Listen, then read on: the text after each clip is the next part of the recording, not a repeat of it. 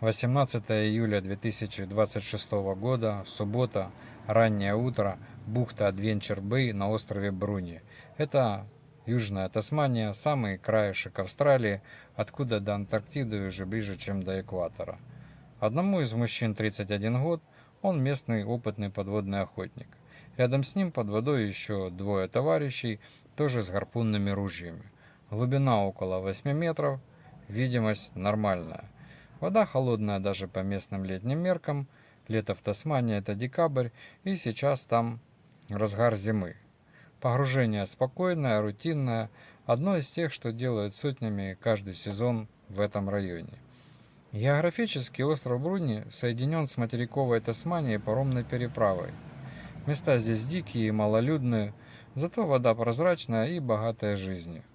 Бухту Адвенчер-Бэй и точку под названием Коул-Пойнт давно облюбовали дайверы, сборщики морского ушка и лангустов, а вместе с ними и охотники с подводными ружьями.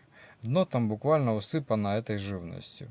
Итак, суббота, около 9 утра, трое ныряльщиков заходят в воду примерно в 50 метрах от берега и опускаются на глубину. Все на аквалангах и с гарпунами.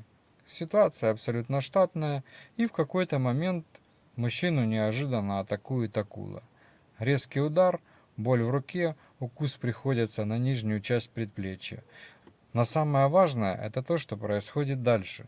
Он не паникует и не теряет ориентацию под водой, а разворачивается и начинает грести к берегу. Рядом с ним все это время находятся товарищи. Это первая и очень важная деталь в этой истории. То есть сам факт, что он погружался не один. При одиночном погружении растерявшийся под водой человек мог бы просто не успеть. Они добираются до берега и уже оттуда вызывают экстренные службы. В подобных ситуациях счет идет не на часы, а на минуты. Поэтому еще раз подчеркну, парню очень повезло, что рядом оказались люди, которые не растерялись и сразу вызвали спасателей. Позже один из его товарищей рассказал о самой ране удивительно спокойно и без тени паники. По его словам, это был довольно сильный укус, но ничего серьезного, как у крупной собаки.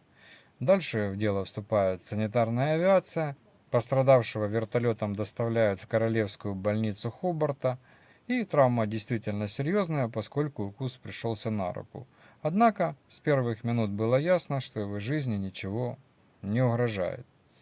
И эта деталь особенно важна, потому что дальше нам предстоит разобраться, какая именно акула напала на дайвера. И если бы обстоятельства сложились хотя бы немного иначе, последствия этой встречи могли оказаться значительно страшнее. Полиция Тасмании тем временем не сидит сложа руки. На воду выходит патрульный катер, а местные власти объявляют предупреждение для всех, кто планирует заходить в воду в районе Коул-Пойнт. Катер прочесывает акваторию в поисках хищника, но повторных встреч с ним никто не фиксирует. Есть, впрочем, деталь, добавляющая этой истории немного напряжения. По данным полиции, несколькими месяцами ранее в этом же районе уже замечали крупную белую акулу. То есть место было не совсем спокойным даже до этого субботнего утра. Теперь перейдем к главному вопросу. Что это была за акула? Само описание вида дали ныряльщики. Именно они разглядели нападавшего хищника и опознали в нем семижаберную акулу, длиной около 2 метров. Стоит разобраться в этом виде поподробнее, потому что он совсем не похож на привычный образ акулы из голливудских фильмов. Название свое «семижаберная акула» получила по простой причине. У подавляющего большинства современных акул по 5 жаберных щелей с каждой стороны головы, а у этого вида их 7. И это не мутация, а признак древнейшей ветви хрящевых рыб. Их предки плавали в океанах задолго до динозавров, и по строению тела эти акулы куда ближе к ископаемым формам, чем к белой или тигровой акуле, которых мы привыкли видеть в новостях. Внешне это крупное коренастое животное с широкой тупой мордой, единственный спинной плавник сдвинут далеко назад к хвосту, а окраска типичная для многих хищников. Темная спина и светлое брюхо, чтобы сверху сливаться с темной толщей воды, а снизу со светлым небом над поверхностью. Взрослые особи вырастают до 3, а по некоторым данным и до 3,5 метров. Так что двухметровый экземпляр, укусивший дайвера, скорее всего, был еще не до конца выросшим животным. Отсюда логичный вопрос. А насколько вообще этот вид опасен для человека? Семижаберные акулы едят практически все, что способно одолеть. Других акул, скатов, крупную рыбу, иногда падаль со дна. При этом ученые отмечают у них любопытную особенность. Этот вид проявляет неподдельный интерес к дайверам, но именно любопытство, а не агрессию. Желание подплыть поближе и рассмотреть непонятный объект. В большинстве задокументированных случаев такие встречи заканчиваются ничем. Акула покружит рядом и уйдет. Но в присутствии крови или добычи в воде поведение этих акул резко меняется, и они становятся заметнее агрессивнее. Здесь мы возвращаемся к тому самому морскому ушку и лангустам из бухты Адвенчер-Бэй и гарпунам, с которыми были в тот день 3 ныряльщиков. Мужчина был укушен не просто во время плавания рядом с рыбой, а именно в тот момент, когда вытягивал уже подстреленную им добычу. То есть у него в руках на гарпунной леске была свежая рыба с кровью, с запахом и по факту с сигналом, который хищник ни за что не пропустит. Скорее всего, именно это, а не случайное любопытство, спровоцировало хищника подойти вплотную и попробовать на зуб то, что оказалось у него на пути, включая руку человека. Есть еще одна деталь, которая многое объясняет в поведении этого вида.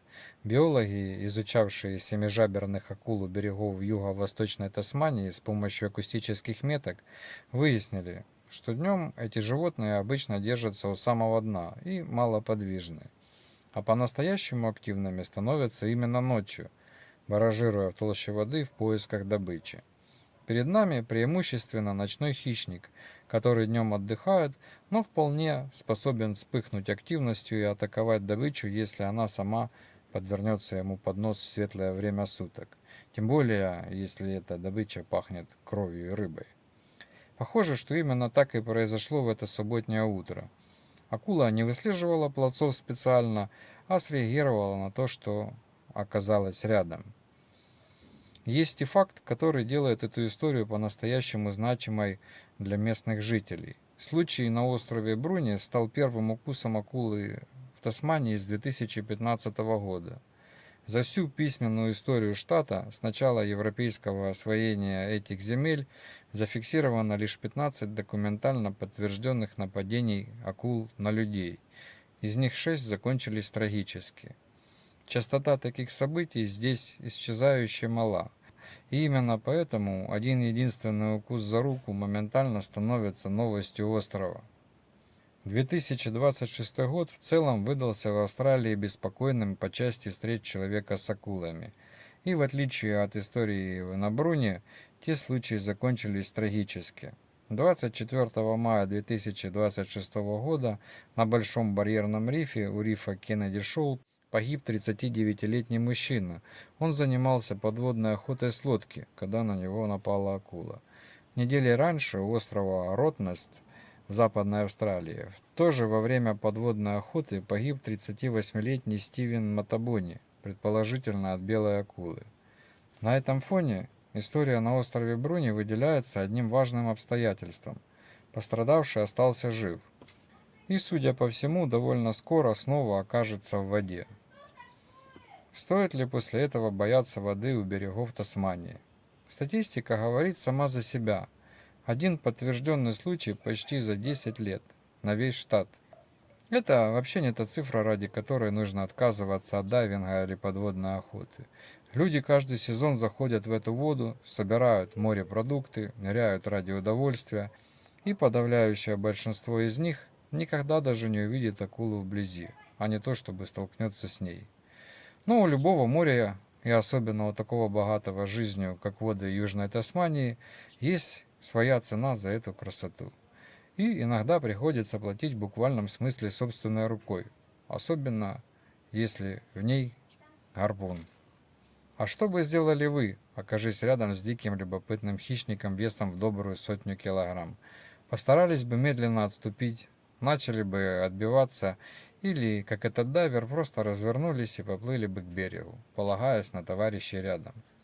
Напишите об этом в комментариях, как бы вы себя повели в этой ситуации. На этом все.